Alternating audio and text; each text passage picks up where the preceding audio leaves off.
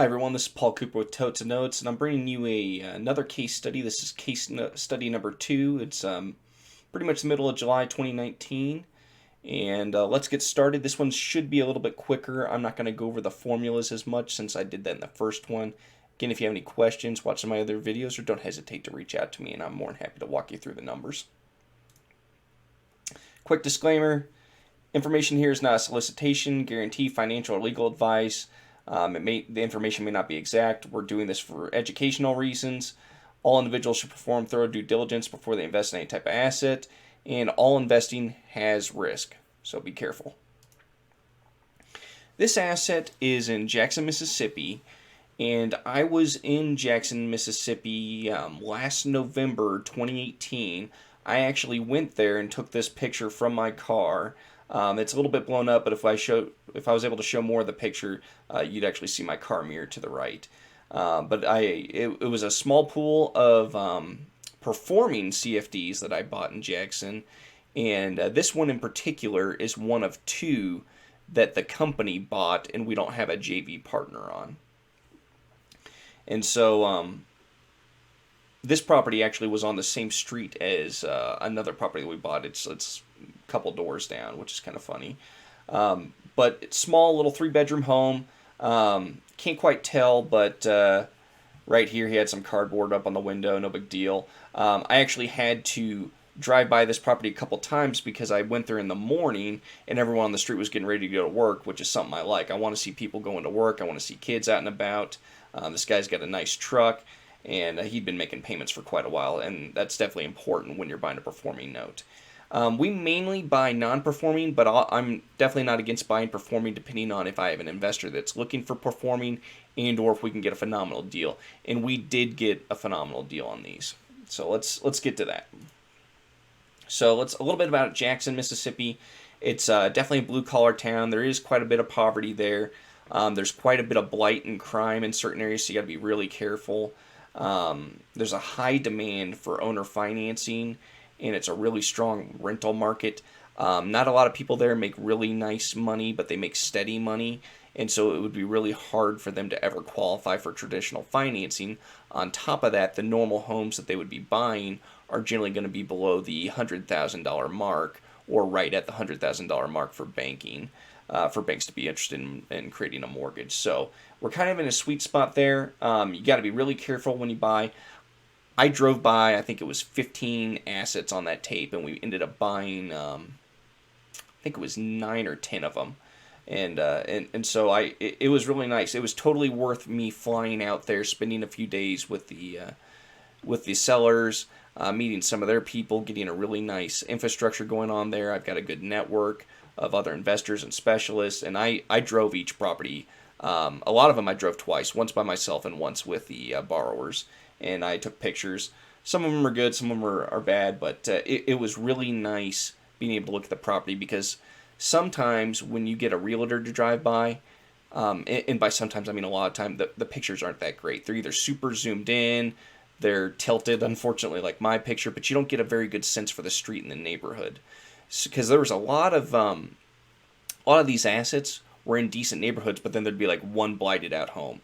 And so that doesn't necessarily mean I won't buy there, but it's nice to know that I know that home's either next door or it's 20 homes down. And so that was really good to have. And you can't always get that by having someone else do it unless you really train those people well. And if you do train them well and they do a good job, make sure to take care of them. So that's enough of a lecture on that. Here are the other stats. The unpaid balance was $15,050. My bid, they were basically taking 55% of UPB since I was buying a lot of them, and these were performing assets. And the P&I was just a flat $350, which means it's $4,200 annually. And here's why we got a really good deal besides buying in bulk.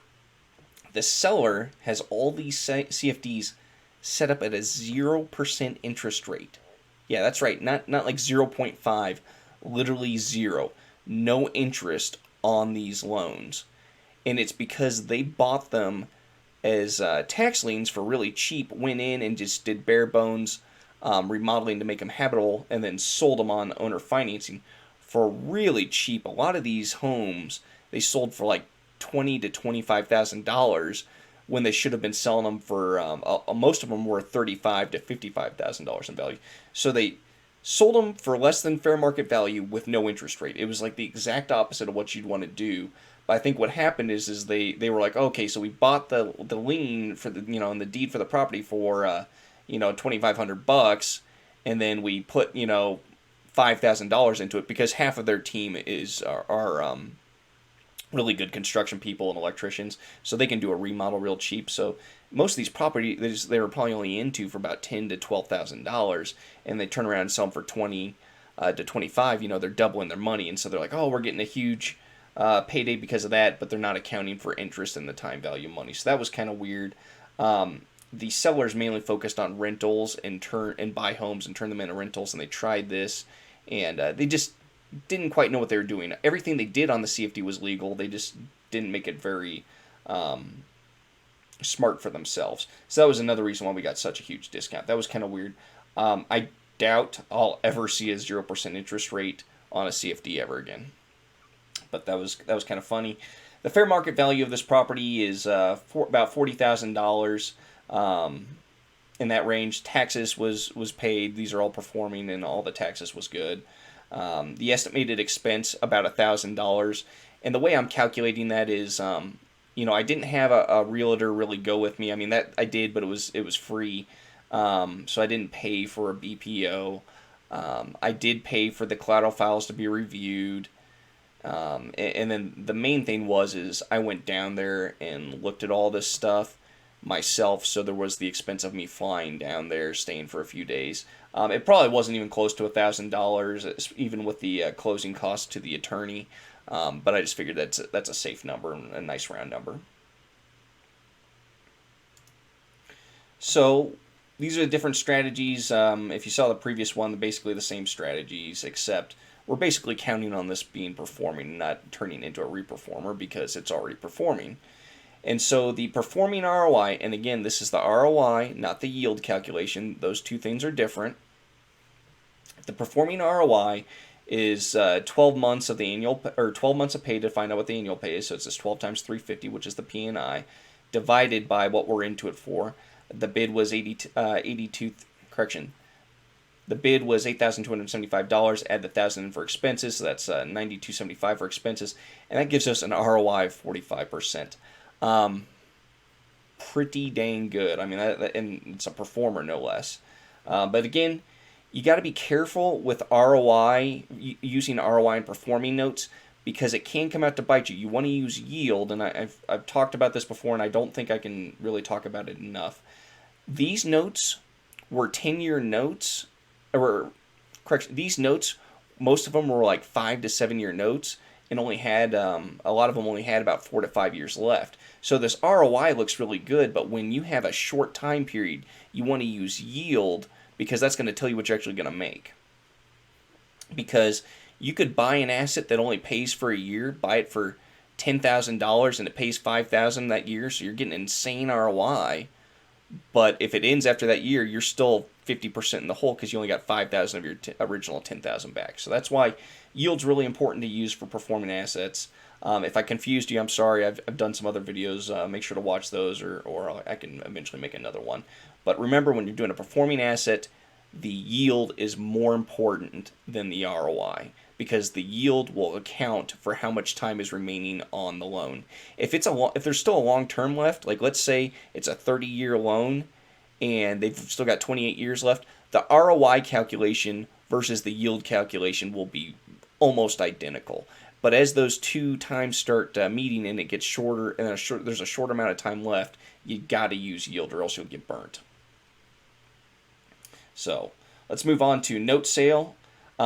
It's already performing, and I did get it at a good discount. So normally you'd think, well, hey, you bought it at 55% of UPB, you could sell for 85%. That's a nice spread. Well, this one's hard to do because of the 0% interest rate. No one is going to buy a note for 0% interest rate without a huge discount. So what I would do for this note is I calculated it at a 15% yield. So you discount the price of the note to be at 15%. And that gave us a 50% yield at $15,050 UPB. is a sale price of roughly $11,587, or that's basically $3,312 more than I paid for it at the $87.25. And then the note sale would get me roughly 25% once I add in the $1,000 for expenses and everything. So really, these notes were not ones that you'd want to buy and resell, because you're going to make more from keeping it long term for the ROI. Now, that being said, if you just don't want to hold stuff, I could have done a very quick flip on these and probably made some decent money. But I was trying to get JV partners in there. I had a lot of people that were interested in getting a nice yield. I think these on average were getting about 15% yield for my investors, which is very good for a performing asset. And then I was standing by in the wings to help them out if something happens. So these were a very special case where you could get that high of a yield on a performing asset, and it was because we were getting them in bulk and the 0% interest rate. Those allowed me to get them at a very good discount, and so the investors got in on these pretty good deal. And then let's say they went non-performing and we had to take the property back. Well, foreclosures and forfeitures in Mississippi are pretty quick and pretty easy. They're not that expensive.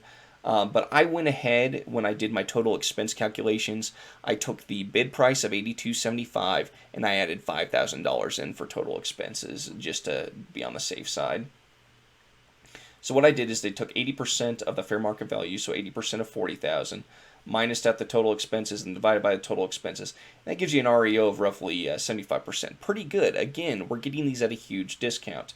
Now, depending on the state that you're in, if there's a lot of equity in the home and it's a CFD, you may have to do a foreclosure, and the borrower may get the overage if there's any type of overage. It just depends. You got to be careful in the situation, so don't always calculate it at that. Since there was some equity in this home, since there was only the UPB was a little over $15,000, and the fair market value is $40,000. So I may not be able to keep all that, but still a pretty decent REO sale. But we're going to go to the final strategy, the 10-10-10 rule, owner financing, and this was pretty cool here. This just highlights how important it is to buy assets cheap. So new terms, $40,000, 10 years or 120 months, 9.9% interest rate. This is the P&I. This is awesome because Jackson has a really strong rental market. The rents for this neighborhood for that home, the lowest I saw was $650. So, roughly $125 more. So roughly $125 less than rent is the new P&I. So that's pretty good. You'll have demand for it at that price, and the borrower should be able to pay it. That gives you a yield of 47%, not including the down payment. That's phenomenal. I mean, you're making almost 50% on your money if you turn this into a new note. I mean, that's just insane. That's why this is a really good strategy for notes. If you get a note for a really good price and you can get and you have to get the property back, sometimes owner financing is a really sweet way to go, because you could put this in portfolio, make good money, or we can do the note sale. I did the calculations down here. In my previous video, I forgot to mention this. The note sale price, it's actually not correct. It'll actually be higher than the percentages I've listed, because the way I've been doing my calculations, I'm calculating it as the annual pay is going purely to the principal. So in my last ones, I was taking 12 times the monthly P&I and putting it directly towards the principal. Well, that's not how it's going to work. There's a 9.9% interest rate, so a lot of that, especially in the beginning, is going to be going to interest. And since a lot of it would be going to interest and not to the principal, the 85% of UPB that I calculated is actually lower than what it would probably be. So again, there's upside here. I'm just doing the easy calculations, but I just wanted to mention that because there's some people out there like, hey, you didn't do this right. Absolutely, I didn't quite do it right, but I'm doing it more conservatively and easier. So these are actually off. It would probably be a percentage point or two higher possibly. And that's whenever you see me do a note sale calculation, that's how I do it. So don't forget that. I generally don't do it with I don't include a down payment, and I don't properly reflect amortization because I have it all going towards principal, just because it's easier and quicker to calculate. So anyways, back to it. If you did if you did the note sale under these terms, you're getting roughly 163% on your money because you acquired it so cheaply. And if you had to go out to 20 years, that would reduce the payments to $383.36. I mean, that's roughly half of what the rent rate is in that area. So you should definitely be able to get someone to pay that. And that gives you 161% on your money, or a 34.6% yield if you wanted to keep it. So it just goes to show, if you can get that close to the 10-10-10, even if you have to extend it out to 20 years, that will affect your yield by about 10%, but the note sale is affected minimally. So don't forget that.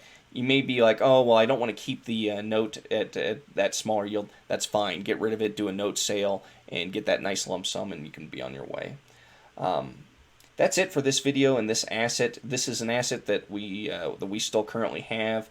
I may eventually try to sell it here in a little bit, just see if anyone's interested in getting a performing note at a good yield to put in their back pocket. But I hope these numbers kind of help you work through a deal. And this was a performing one, which is a little bit different. Obviously expenses are different, and it was really an oddball with that 0% interest rate. So don't spend some time in your calculator, see if you can match up with the stuff I have. If you have any questions, give me a call. I'm more than happy to go over it with you.